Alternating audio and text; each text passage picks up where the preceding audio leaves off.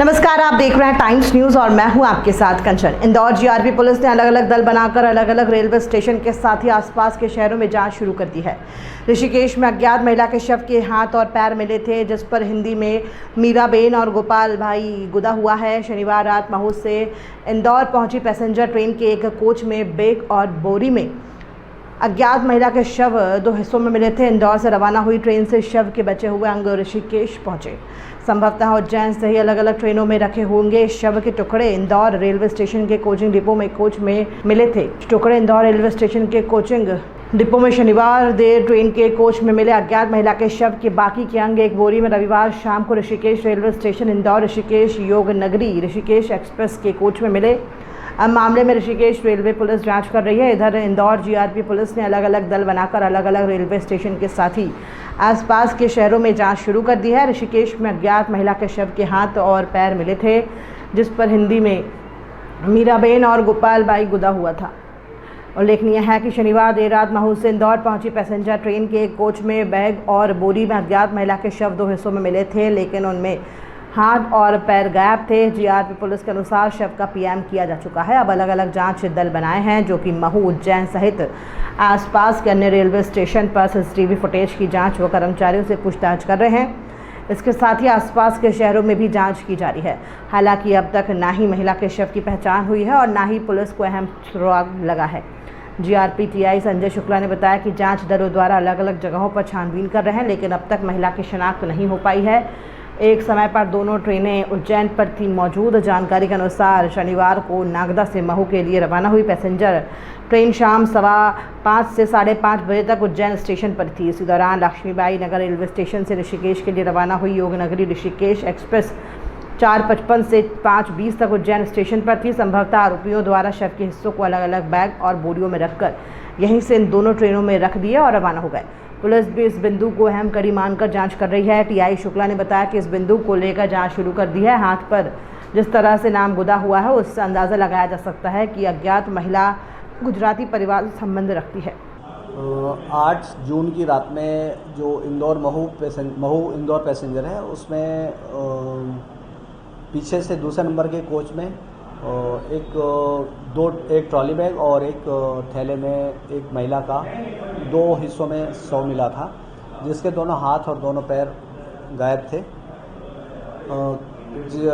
ये थाने पर धारा 302, 201 का प्रकरण दर्ज कर उसकी विवेचना की जा रही थी। कल शाम ऋषिकेश से इस बात की जानकारी आई कि जो महिला अपने यहाँ मिली है, उसके दोनों हाथ दोनों पैर काट के गायब कर दिए गए थे। वो वहाँ जो लक्ष्मीबाई नगर से ऋषिकेश ट्रेन चलती है, उसमें ट्रेन में S1 S2 कोच के बीच में कपलिंग में एक बोरी में किसी महिला के दो हाथ और दो पैर मिले हैं। इस संबंध में वहाँ से व्हाट्सएप पर फोटोग्राफ्स प्राप्त किए गए। तो जैसे हमारे यहाँ पर जो बॉडी मिली है महिला की, उसमें उसके दोनों कंधे से हाथ कटे हुए थे और घुटने के ऊपर से दोनों पैर कटे हुए थे। वो एज इट इज़ जो वहाँ पर हाथ और पैर मिले हैं, वो उससे मेल खाते हैं। इससे प्रथम दृष्टया यही समझ में आ रहा है कि वो जो वहाँ पर हाथ पैर ऋषिकेश में मिले हैं, वो हमारे इंदौर में जो ट्रेन में महिला की बॉडी मिली है, उसके ही हैं। फिर भी उनको महिला जो हाथ पैर मिले हैं, उनका पंचनामा और पोस्टमार्टम करके बॉडी वगैरह सुरक्षित करके आगे DNA परीक्षण कराया जा सके, इसके संबंध में चर्चा की गई है।